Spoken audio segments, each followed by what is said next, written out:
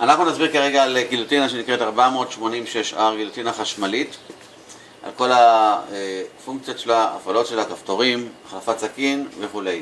יש לנו בצד שמאל, בקיר השמאלי, בפנים, במקרה הזה קשה לראות את זה, בקיר השמאלי בפנים יש לנו כפתור הפעלה ראשי. אנחנו מפעילים את הכפתור ההפעלה הראשי, מוודאים שהכפתור חירום שנמצא פה הוא באמת פתוח, כן? ואז אנחנו, ברגע שאנחנו נפעיל, המכונה תתחיל לעבוד, היא עושה reset למערכת של המרקר, ולאחר הריסט היא תגיע למקום שהיא נמצאת כדי לוודא את תקינות המידות שהן אכן מדויקות. נסביר באופן כללי קודם כל הכפתורים, מה התפקיד של כל אחד מהם. שני הכפתורים הקיצוניים מורידים לנו פרס ולאחר מכן סכין. אנחנו נעשה דוגמה: פרס, סכין, סכין עולה, פרס עולה ונעצר. זה עבודה רגילה, חיתוך רגיל. אם אנחנו רוצים להוריד רק פרס, לפני שמורידים ולא מורידים סכין, אז אנחנו נלחץ על הכפתור השני מימין והשמאלי, ואנחנו נוריד את הפרס יישאר למטה, ומצב כזה מורידים את הפרס. אם אנחנו רוצים לבטל את הפרס או לבטל כל פעולה של המכונה, אנחנו לוחצים על כפתור הריסט. אנחנו נלחץ על הריסט והפרס יעלה למעלה. אותו דבר אם הורדנו סכין, כן, ואנחנו מתחרטים, לוחצים על ריסט, כל העסק חוזר ברוורס אחורנית, אוקיי?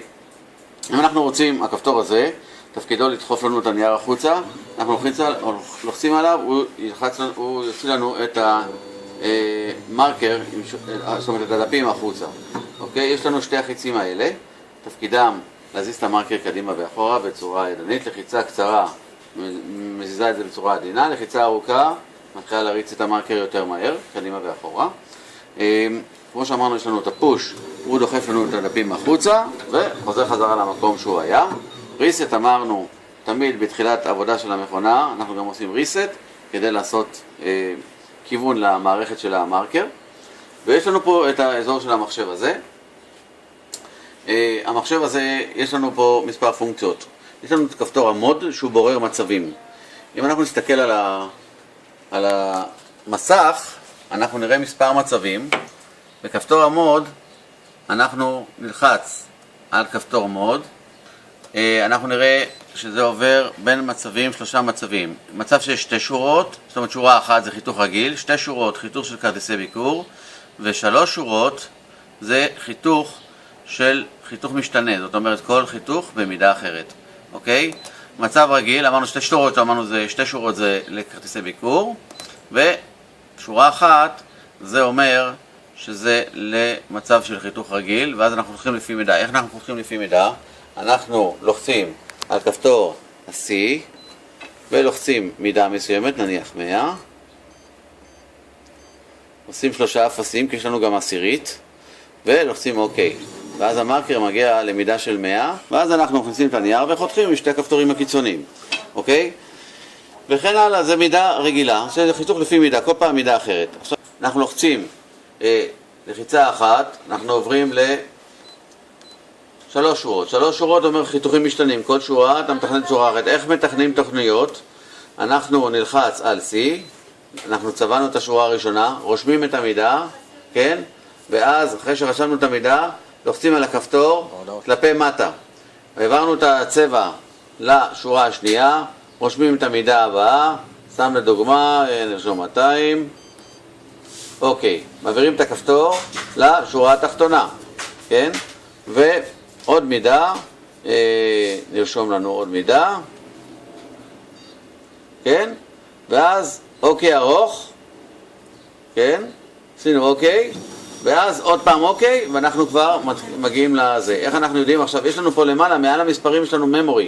יש לנו ממורי 1, 2, עד 99 זיכרונות לכל מצב.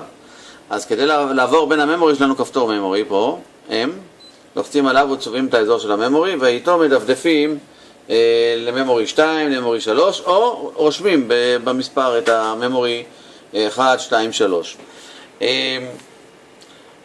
מצב הבא, אז זה מצב של חיתוכים משתנים, שכל חיתוך יהיה במידה אחרת.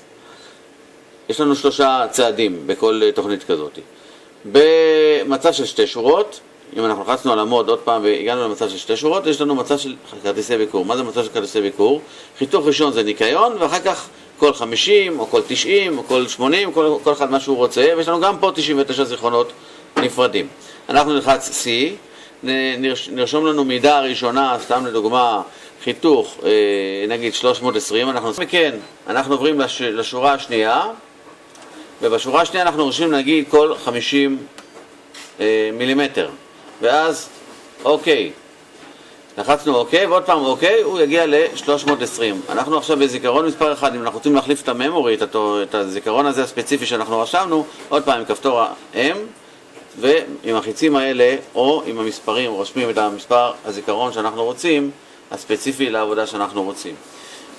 ושוב פעם, אנחנו על זיכרון מספר 1, עושים אוקיי, ואז זה לוקח אותנו ל-320 המידה הראשונית של ניקיון שעשינו. אנחנו נוריד סכין, ואז הוא יתחיל לרוץ, כל 50 הוא יתחיל להעביר את התוכנית כמו שאנחנו רצינו, כל 50 הוא יעשה לנו חיתוך.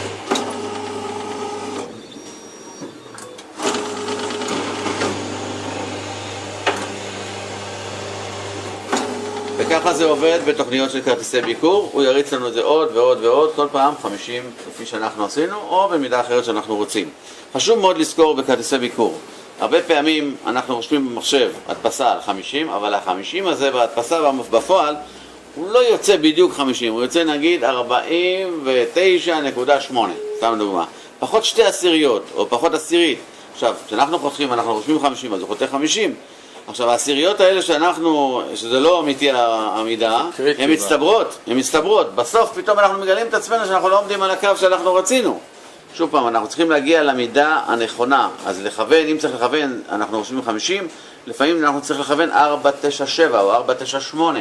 זה חשוב מאוד, כי אם אנחנו לא נעשה את זה ככה, אנחנו נחתוך את הראשון, לא נרגיש את זה, בשני לא נרגיש, והעשיריות האלה מצטברות פתאום בשלישי או בשביעי או בשמיני או בתשיעי, אנחנו פתאום רואים שאנחנו ברחנו מהקו ולא הבנו מה קרה. זה לא המכונה זיפה, פשוט אנחנו לא כיוונו את העשיריות האלה שהן חשובות מאוד, לכוון את זה בדיוק. וזה אפשר לעשות על ידי בדיקה ידנית, לעשות חיתוך ידני על ידי חיתוך ידני, ולפי זה אנחנו נדע.